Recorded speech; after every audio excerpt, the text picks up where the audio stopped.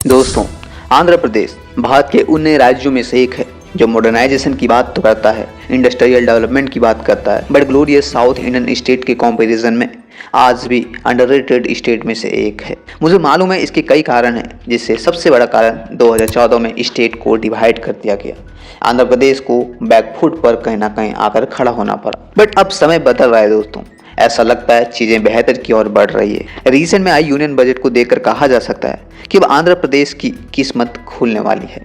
यदि आप आंध्र प्रदेश से हैं, आंध्र प्रदेश के किसी रीजन से हमारा यह वीडियो को देख रहे हैं, उत्सुकता आप बनाए रखें, क्योंकि आज आंध्र प्रदेश से जुड़ी आपको बहुत बेहतरीन तरीके से रिप्रेजेंट करके कुछ बड़े और नए प्रोजेक्ट से जुड़ी आपको चीज़ें बताने की कोशिश करूँगा। तो प्लीज़ आज की इस वीडियो को आप एंड तक ज़रूर देखें।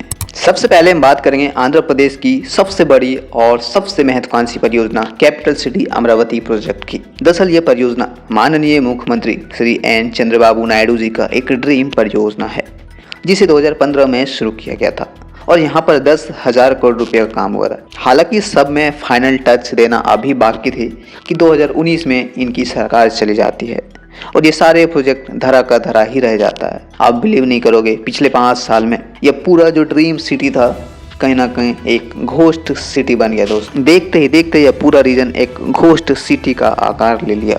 बट अब जब मैं ये वीडियो बना रहा हूँ, फिर से कहीं ना कहीं शहर की किस्मत खुली है।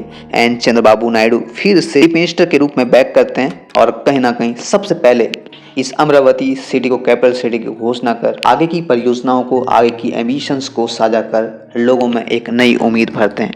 दोस्तों, मैं आपको बताना चाहूँगा, आंध्र प्रदेश की इस कैपिटल सिटी के लिए अभी यूनियन बजट सामने आया था।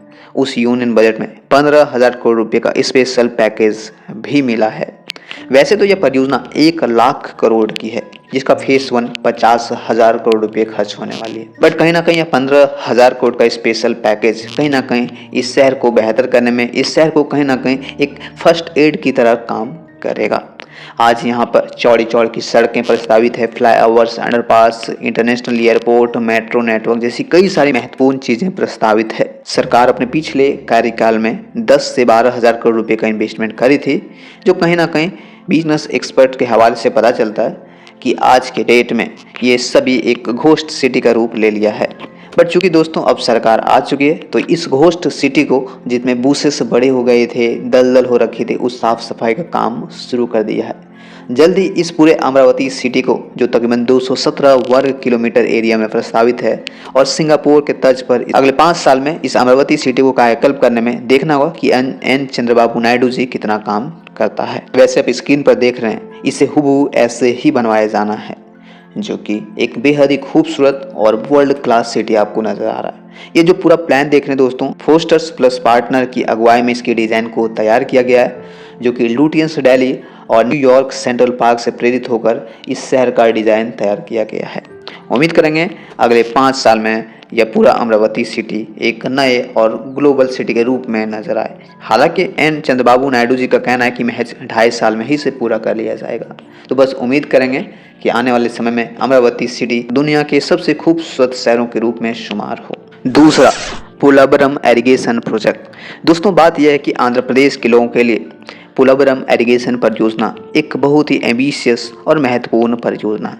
यह ऐसा परियोजना है जो हर एक आदमी से जुड़ेगा, चाहे वो अमीर हो, गरीब हो, किसान हो, बिजनेसमैन हो, मिडिल क्लास हो, हर एक कैटेगरी के लोगों को इक्वल इम्पैक्ट करेगा। और सबसे इंटरेस्टिंग इरिगेशन प्रोजेक्ट है, तो कहीं ना कहीं जो ड्राउट एरिया है, किसानों के लिए ये सबसे महत्वपूर्ण योगदान करेगा।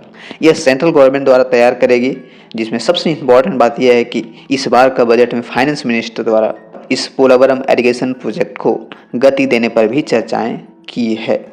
जल्दी उम्मीद करेंगे कि यह पोलावरम इरिगेशन प्रोजेक्ट, जो कि मोस्ट अवेटेड और मोस्ट एम्बिशियस परियोजनाओं में से एक है, देखना होगा कि आने वाले समय में ये कितना डेवलप होता है और आंध्र प्रदेश के लोगों के लिए ये क्या रोल प्ले करता है। वैसे मैं बता दूं, इस परियोजना का एक ही उद्देश्य नहीं है, बल्कि इसके अंतर्गत तकरीबन 4,36,825 हेक्टेयर लैंड को सिंचाई यानी कि इरिगेशन में मदद करेगा। डैम बनाया जाएगा जिसे पानी को स्टोर किया जा सके। 960 मेगावाट का हाइड्रो पावर प्लांट या फिर स्टेशन को तैयार किया जाना है। 611 गाँव में 30 लाख लोगों को ड्रिंकिंग वाटर भी प्रोवाइड होगी। 80 टीएमसी पानी कृष्णा नदी बेसिन में मोड़ना भी शामिल है। और इतना ही नहीं, 182 किलोमीटर का एक कनाल भी शामिल है जो 4 लाख एकड़ लैंड को एरीगेशन करने में मदद करेगा। साथ ही साथ इस रीजन को सोशियो इकोनॉमिक के तर्ज पर डेवलप किया जाएगा, जहाँ पे रोजगार के अवसर खुलेंगे, टूरिज्म गतिविधि इंक्रीज होगी और सबसे इम्पोर्टेंट लोगों को डायरेक्ट बेनिफिट होगा। मतलब यह एक एम्बिशियस प्रोजेक्ट के साथ साथ ओवरऑल ग्रोथ देखने को मिलेगा, जिसकी लागत 48,000 करोड़ है। अब देखते हैं यह पोलावरम प्रोजेक्ट, जो कि आंध्र प्रदेश की धरती के लिए एक बड़ा और महत्वपूर्ण परियोजना है। वो देखते हैं आने वाले समय में, जो अभी फाइनेंस मिनिस्ट्री द्वारा अनाउंसमेंट किया है कि इस पर गति दी जाएगी। देखते हैं अगले 5 साल में इस परियोजना का क्या होता है। नेक्स्ट परियोजना है Vijayawada international airport new terminal परियोजना। दरअसल दोस्तों, इस नए टर्मिनल के लिए 2018 में ही पूर्व उपराष्ट्रपति एम वेंकैया नायडू जी द्वारा भूमि पूजन किया गया था, जिसका एस्टिमेट कॉस्ट 611.80 करोड़ था। इसे जून 2024 तक ऑपरेशन होने की बात भी कही गई थी दोस्तों, बट अनफॉर्चुनेटली यहां अब भी डिले है। यूनियन मिनिस्टर वीके सिंह के अनुसार 31 अक्टूबर 2023 तक सिर्फ और सिर्फ 40% तक का ही काम हुआ था, जो एक 35,000 वर्ग मीटर का आधुनिक वर्ल्ड क्लास ग्लास टर्मिनल होगा, जिसमें 24 check in counters, 14 immigration cluster, 450 car वाली क्षमता वाली पार्किंग, 6 एरोब्रिज इत्यादि भी शामिल है। मौजूदा समय की बात करें तो 13,000 वर्ग मीटर में यह पूरा टर्मिनल फैला है। रीसेंट अपडेट की बात करूं तो कहीं ना कहीं आज के डेट में फिलहाल यह परियोजनाएं काफ़ी डिले है और दिसंबर 2024 तक कंप्लीट होने की बात कही जा रही है। देखते हैं इस साल के एंड तक ओपन होता है या फिर नहीं होता है। वैसे इसके अलावा आंध्र प्रदेश में विशाखापट्टनम चेन्नई इंडस्ट्रियल कॉरिडोर परियोजना, विशाखापट्टनम में लाइट मेट्रो परियोजना, बेंगलुरु और विजयवाड़ा के बीच एक्सप्रेसवे परियोजना, चित्तूर तटचूर के बीच एक्सप्रेसवे परियोजना, विजयवाड़ा रेलवे स्टेशन का रेनोवेशन, कृष्णा नदी पर केबल ब्रिज परियोजना, अमरावती को जोड़ने वाली एक रेलवे परियोजना और न जाने ऐसे कितने परियोजनाएं आज आंध्र प्रदेश की धरती पर डेवलपमेंट हो रहे हैं। उम्मीद करेंगे अगले 5 साल में आंध्र प्रदेश भी दूसरे साउथ इंडियन स्टेट की तरह डेवलप करे और उसको कंप्लीट करे। तो चलिए आज की इस छोटी सी वीडियो में इतना ही। वीडियो अच्छी लगी तो वीडियो को लाइक करें, दोस्तों में शेयर करें और हाँ, चैनल को सब्सक्राइब किए बिना बिल्कुल भी ना जाएं। चलिए दोस्तों, आज इतना ही। जय हिंद, जय श्री राम।